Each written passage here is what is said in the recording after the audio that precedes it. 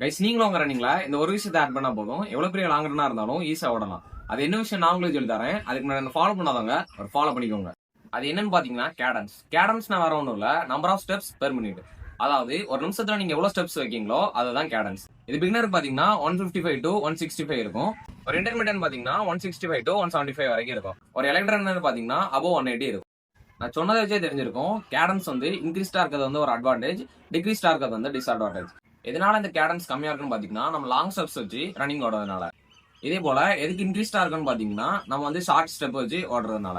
Cadence இன்க்ரீஸ்டா இருக்கிறது வந்து advantage. நம்ம ஒவ்வொரு ஸ்டெப்பும் ஷார்ட் ஸ்டெப்பா வைப்போம், ஒவ்வொரு ஸ்டெப்பும் ஸ்மூத்தா இருக்கும். இதனால நம்ம மசில இருந்து எனர்ஜி வேஸ்ட் ஆகாம நம்ம டெண்டான இருந்து எனர்ஜி போகும்.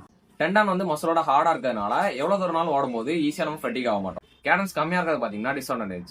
ஏன்னா நம்ம ஒவ்வொரு லாங் ஸ்டெப் வைக்கும் போதும் நம்ம மசில இருந்து தான் எனர்ஜி வந்து போகும். ஸோ நம்ம மசில் வந்து ஈஸியா ஃபெட்டிக் ஆயிரும், நமக்கு இன்ஜுரி கூட ஏற்பட வாய்ப்பு இருக்கு. ஸோ நீங்களும் இனி அதிகமா கேடன்ஸ் வச்சு ஓடி ட்ரைன் பண்ணுங்க. எந்த ஒரு ஃபெட்டிக்கும் இல்லாம லாங் ரன் ஈஸியா கம்ப்ளீட் பண்ணுங்க. இதே மாதிரி யூஸ்ஃபுல்லான கண்டென்ட்டுக்கு என்ன ஃபாலோ பண்ணிக்கோங்க. அடுத்த வீடியோல பார்ப்போம். Bye guys.